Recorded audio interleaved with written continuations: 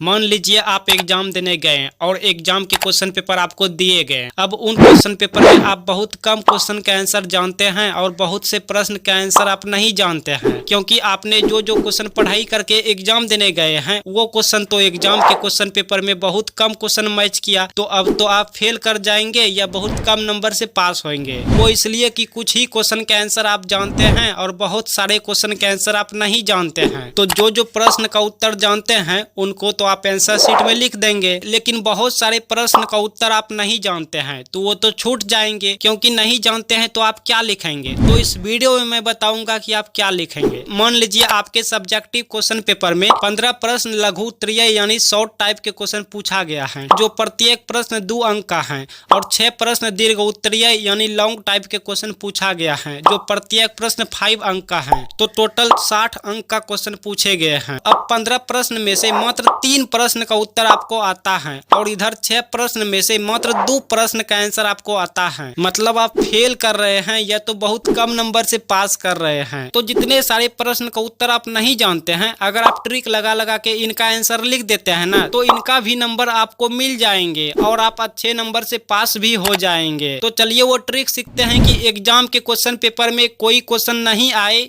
नहीं जानते रहेंगे तो क्या करेंगे, या तो जो क्वेश्चन का आंसर आधा अधूरा जानते हैं तो उन्हें कैसे पूरा करेंगे, इस वीडियो में जानेंगे। आप इस वीडियो को ध्यान से देखिएगा और ट्रिक समझने की कोशिश कीजिएगा। आप किसी भी क्लास के विद्यार्थी हो, आप अपने एग्जाम क्वेश्चन पेपर में ये ट्रिक लगा लीजिएगा। ये वीडियो ये ट्रिक सभी के लिए है, फिर चाहे वो 9 क्लास के स्टूडेंट हो या 10th क्लास के स्टूडेंट हो या 12th क्लास के स्टूडेंट हो, 12th में आर्ट्स साइंस कॉमर्स या यूनिवर्सिटीज का स्टूडेंट हो और वो यूनिवर्सिटी एग्जाम देने, लाइक आप सभी के लिए हैं। आपको इस वीडियो में हम 3-4 सब्जेक्ट में ट्रिक लगा लगा के डेमो सिखाएंगे। सीखने के बाद आप अपने सब्जेक्ट में लगा लीजिएगा ट्रिक। तो सबसे पहले फिजिक्स के क्वेश्चन पेपर में ट्रिक लगाते हैं। आप वीडियो को ध्यान से देखिएगा और ट्रिक समझने की कोशिश कीजिएगा। ट्रिक लगाने से पहले सबसे पहले प्रश्न पेपर में जो जो प्रश्न का उत्तर आप जानते रहेंगे उनका उत्तर आपको दे देना है। जो प्रश्न का उत्तर नहीं जानते हैं उनमें ट्रिक लगाना है। जैसे मान लीजिए ये प्रश्न का उत्तर आप नहीं जानते हैं, जैसे कि विद्युत चुंबकीय तरंग क्या है, मान लीजिए एक पल के लिए कि आप ये नहीं जानते हैं, तो अब ट्रिक लगाना है। ट्रिक कहता है सबसे पहले ऑब्जेक्टिव में खोजना है। अब क्या खोजना है भाई, तो विद्युत चुंबकीय तरंग से रिलेटेड ना, या विद्युत चुंबकीय तरंग मिल जाए तो बहुत अच्छी बात है, नहीं तो विद्युत चुंबकीय तरंग से रिलेटेड खोजना है। तो चलिए खोजते हैं। तो आपके सामने मैं लाइव प्रूफ यहाँ पे ऑब्जेक्टिव खोज रहा हूँ। एक एक ऑब्जेक्टिव आपको अच्छे से देखना है। तो यहाँ पे मैं देख रहा हूँ, अच्छे से देख रहा हूँ। तो यहाँ पे देखिए 54 नंबर ऑब्जेक्टिव में देखिए, आप यहाँ पे देखिए पूछा हुआ है विद्युत चुंबकीय तरंग से ना सवाल पूछा हुआ है।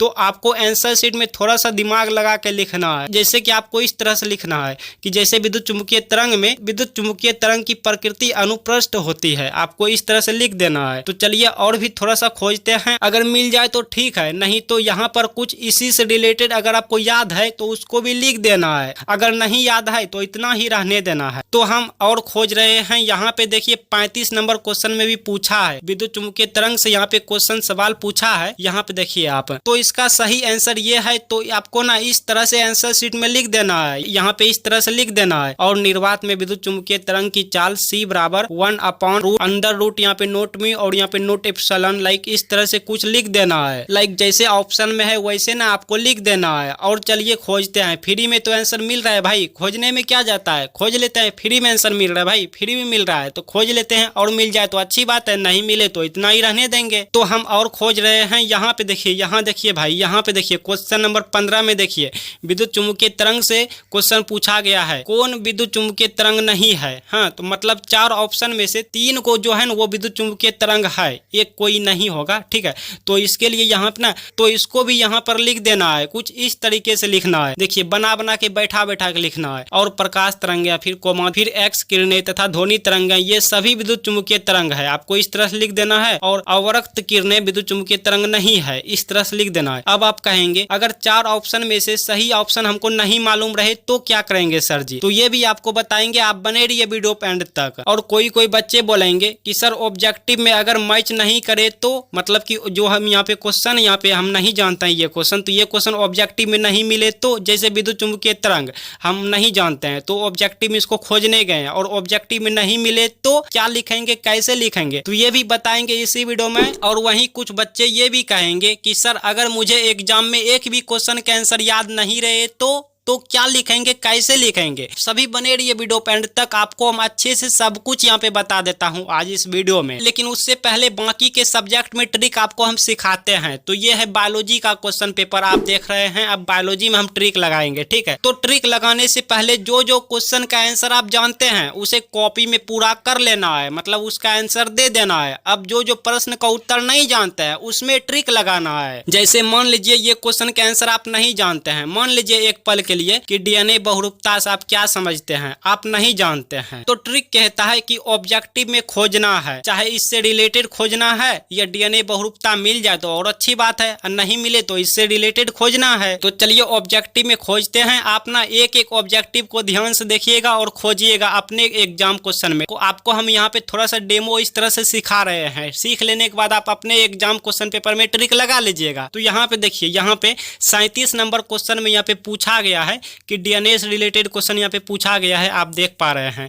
तो इसे ना अच्छे से सजा के यहाँ पर लिख लेना है। आंसर शीट में कुछ इस तरीके से लिख लेना है। आइए और भी खोजते हैं। तो देखिए यहाँ पर जो है ना 13 नंबर क्वेश्चन में मिला हमको कि डीएनए से रिलेटेड कुछ मिल गया। यहाँ पे कुछ सवाल क्वेश्चन पूछा है, तो इसे भी उठाकर ना यहाँ पर लिख देना है। कुछ इस तरीके से आपको लिख लेना है। देखिए मैं लिख लिया हूँ, कुछ इस तरीके से आपको लिख लेना है। बिकॉज एग्जामिनर खुद कहता है कि बच्चे की कॉपी खाली सफेद नहीं होनी चाहिए, उसमें क्वेश्चन से रिलेटेड आंसर लिखी होनी चाहिए, जिससे मुझे भी नंबर देने में बने। तो अब चलिए साइंस के क्वेश्चन पेपर में ट्रिक लगाते हैं। तो सबसे पहले प्रश्न पेपर में जो जो प्रश्न का उत्तर आप जानते हैं उसका उत्तर आपको दे देना है। मतलब जो जो क्वेश्चन आप अच्छे से जानते हैं उसका उत्तर दे देना है, उसका प्रश्न का आंसर लिख देना है। जो प्रश्न का उत्तर नहीं जानते हैं उसमें ट्रिक लगा लगा के उसे भी पूरा करना है। जी हाँ, प्रश्न पेपर में बहुत से प्रश्न रहते हैं। अब इतने सारे प्रश्न में से ना 1, 2 या 3 क्वेश्चन का आंसर तो आप जानते ही होंगे, तो उसका आंसर दे देना है। अब जो जो क्वेश्चन का आंसर नहीं जानते हैं उसमें ना ट्रिक लगाना है। अब ट्रिक क्या कहता है समझिए ध्यान से। मान लीजिए कि इस क्वेश्चन का आंसर आप नहीं जानते हैं। जी हाँ, विद्युत मोटर का क्या सिद्धांत है भाई, आप नहीं जानते हैं। एक पल के लिए मान लीजिए, सपोज कीजिए आप नहीं जानते हैं और आप ये भी नहीं जानते हैं कि 2 ऊर्जा स्रोतों का नाम, मान लीजिए आप ये भी नहीं जानते हैं, तो कैसे होगा।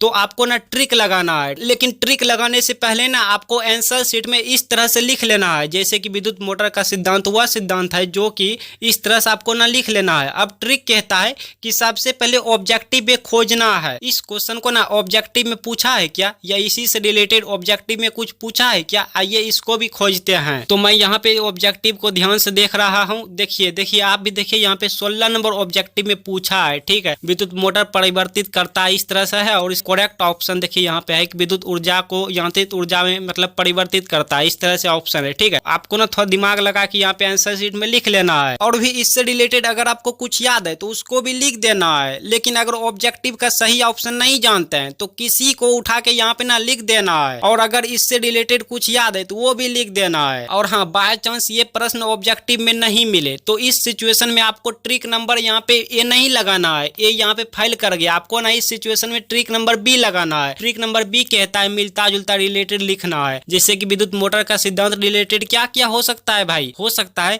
विद्युत जनित्र का सिद्धांत हो सकता है, ठीक है। आप इसका आंसर जानते हैं तो लिख सकते हैं। विद्युत मोटर का कार्य लिख सकते हैं आप, विद्युत जनित्र का कार्य लिख सकते हैं आप, या फिर विद्युत मोटर के चैप्टर से आपको जो भी क्वेश्चन का आंसर याद है भाई उसे भी आप लिख सकते हैं। बिकॉज एग्जामिनर खुद कहता है कि बच्चे के कॉपी में कुछ ना कुछ रिलेटेड लिखी होनी चाहिए, लेकिन सदा पेज खाली पेज नहीं होनी चाहिए, तब ना हम नंबर कुछ से कुछ देंगे। तो ये बात एग्जामिनर कहता है। अब चलिए इस क्वेश्चन में ट्रिक लगाते हैं। मान लीजिए आप 2 ऊर्जा स्रोतों का नाम नहीं जानते हैं, तो अब आपको ट्रिक लगाना है। ट्रिक कहता है सबसे पहले ऑब्जेक्टिव में इससे रिलेटेड या 2 ऊर्जा स्रोत मिल जाए तो और अच्छी बात है, खोजना है। अगर ऑब्जेक्टिव में ना मिले तो ट्रिक नंबर आपको बी लगाना है। तो हम यहाँ पे सबसे पहले ऑब्जेक्टिव में देख लेते हैं। आइए देखते हैं ऑब्जेक्टिव में हम देख रहे हैं। तो देखिए यहाँ पे 40 नंबर में मिल गया कि निम्न में से कौन सा, यानी ये जो 4 ऑप्शन है, ये चारों ऑप्शन में से कौन सा ऊर्जा स्रोत सौर ऊर्जा के व्युत्पन्न नहीं है। मतलब ये ये चारों हमारा ऊर्जा स्रोत ही है। और क्वेश्चन में पूछा गया है क्या कि दो ऊर्जा स्रोत के नाम लिखे, मतलब काम बन गया हमारा। ये चार में से किसी दो को उठा के लिख देना है। तो हम यहाँ पे भूतापीय ऊर्जा और पवन ऊर्जा को लिख देते हैं। कुछ इस तरीके से आप देख रहे हैं यहाँ पे। अब सेम टू सेम यही ट्रिक ना चलिए सोशल साइंस के क्वेश्चन पेपर में लगाते हैं। तो सबसे पहले वही करना है कि जो जो क्वेश्चन का आप आंसर जानते हैं उसका आंसर आपको दे देना है आंसर शीट में। अब जो जो प्रश्न का उत्तर नहीं जानते हैं उसमें ट्रिक लगाना है। तो डेमो के तौर पे आपको हम सिखा रहे हैं। तो मान लीजिए आप इस क्वेश्चन का आंसर नहीं जानते हैं तो इसमें ट्रिक लगाना है। ट्रिक कहता है कि सबसे पहले ऑब्जेक्टिव में खोजना है, तो लेकिन उससे पहले ना आपको आंसर शीट में इस तरह से तैयारी कर लेना है, मतलब इस तरह से लिख लेना है कि असहयोग आंदोलन प्रथम जन आंदोलन था। इस तरह से आपको लिख लेना है। अब ट्रिक कहता है कि सबसे पहले ऑब्जेक्टिव में खोजना है। तो चलिए ऑब्जेक्टिव में खोजते हैं कि इससे रिलेटेड कुछ पूछा है क्या, या यही क्वेश्चन ऑब्जेक्टिव में पूछा है क्या, आइए खोजते हैं। तो भाई वीडियो को रोक कर मैं सभी ऑब्जेक्टिव को एक एक करके देख लिया। इससे रिलेटेड एक भी क्वेश्चन नहीं पूछा है। मतलब ये नंबर जो ट्रिक है ये ट्रिक हमारा फेल कर गया, ये ट्रिक नहीं काम आया। तो ट्रिक नंबर अब आपको बी लगाना है। ट्रिक नंबर बी कहता है कि मिलता जुलता रिलेटेड लिखना है। जैसे कि असहयोग आंदोलन प्रथम जन आंदोलन था, इससे रिलेटेड क्या क्या हो सकता है भाई? हो सकता है जैसे कि देखिए सविनय अवज्ञा आंदोलन हो सकता है, चिपको आंदोलन हो सकता है, बिहार के किसान आंदोलन हो सकता है, भारतीय राष्ट्रीय आंदोलन हो सकता है भाई, सूचना अधिकार आंदोलन हो सकता है, यूनानी स्वतंत्रता आंदोलन हो सकता है। आई मीन कोई भी आंदोलन आपको याद है ना इससे रिलेटेड तो वो लिख देना है। क्योंकि एग्जामिनर खुद कहता है भाई, खुद कहता है कि बच्चे की कॉपी में कुछ ना कुछ लिखी होनी चाहिए जिससे मुझे भी नंबर देने में बने। लेकिन सादा पेज खाली पेज छोड़कर नहीं आना है आप। लेकिन सादा पेज खाली पेज छोड़कर आपको नहीं आना है, क्योंकि सादा पेज खाली पेज या उस क्वेश्चन का आंसर आप नहीं लिख के आएंगे तो उस क्वेश्चन का 0 नंबर दिए जाएंगे। लेकिन वहीं अगर आप कुछ से कुछ रिलेटेड लिख देंगे तो 0 नंबर ना देके बल्कि 2 मार्क्स 3 मार्क्स 4 मार्क्स कुछ से कुछ एग्जामिनर आपको नंबर दे देंगे। और प्रत्येक क्वेश्चन का कुछ से कुछ नंबर मिलते रहे तो भाई आप फेल और कम नंबर से पास नहीं करेंगे। कुछ विद्यार्थी कहेंगे सर मुझे ना कुछ भी याद नहीं रहे एग्जाम में तो क्या करें? सर मुझे मिलता जुलता रिलेटेड कुछ भी याद नहीं है, कुछ भी याद नहीं है, या कोई प्रश्न का उत्तर हम नहीं जानते हैं, तो इस सिचुएशन में क्या करें सर जी? तो आपको इस सिचुएशन में ट्रिक नंबर सी लगाना है। जी हाँ, आपको ट्रिक नंबर सी को अप्लाई करना है। आपको जो भी प्रश्न का उत्तर आता है या जो याद है उसी को लिख देना है, क्योंकि वैसे भी नहीं लिखेंगे तो पेज खाली छूट जाएगा, सदा चला जाएगा और उस क्वेश्चन का नंबर नहीं मिलेंगे। तो इससे अच्छा है भाई खाली क्यों छोड़ना, कुछ से कुछ लिख दो ना, जो याद है आपको लिख दो। वैसे भी 3 घंटा बैठे बैठे एग्जाम में क्या करना, बिना 3 घंटा पूरे आप घर भी नहीं जा सकते हैं, तो वैसे भी 3 घंटा बैठे बैठे क्या करना। इससे अच्छा है कुछ से कुछ रिलेटेड अपना दिमाग लगा लगा के लिख दो ना भाई। एग्जामिनर को भी नंबर देने में बनेंगे कि चलो बच्चा ने मेहनत किया है, कुछ से कुछ नंबर दे के पास कर दिया जाए। तो ये ट्रिक आपको कैसा लगा भाई कमेंट बॉक्स में जरूर बताना। और चैनल पे नए आए हैं सब्सक्राइब नहीं किए हैं यार सब्सक्राइब कर लेना, और वीडियो अच्छा लगे तो लाइक भी कर लेना और अपने दोस्तों को भी शेयर कर